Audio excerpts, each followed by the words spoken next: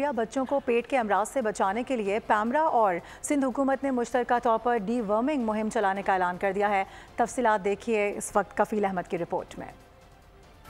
بچوں کے پیٹ کے کیڑوں کے خاتمے کا عزم، سندھ حکومت پیمرا کی مشترکہ مہم۔ سندھ حکومت اور پاکستان ڈی وارمنگ انیشیٹو کا کراچی کے مقامی ہوٹل میں میڈیا سمپوزیم۔ الیکٹرانک میڈیا کو ڈی وارمنگ مہم میں اپنا بھرپور کردار ادا کرنے پر زور دیا گیا۔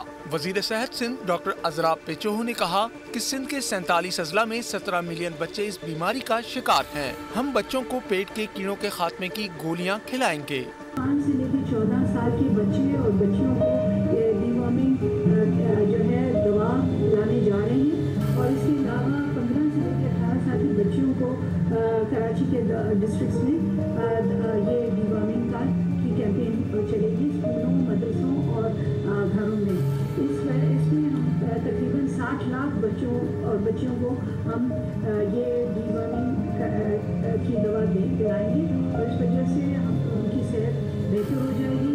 ڈی جی پیمرا محمد طاہر نے کہا کہ بچوں میں پیٹ کے کیڑوں کی بیماری کے حوالے سے پاکستان دنیا کے 10ویں نمبر پر ہے۔ 2020 سے پیمرا ڈی وارمنگ کے خاتمے کے لیے کردار ادا کر رہا ہے۔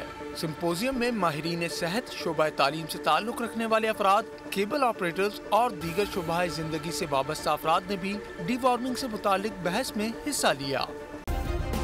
سبسکرائب کریں اور بیل دبائیں تاکہ کوئی خبر رہ نہ جائے۔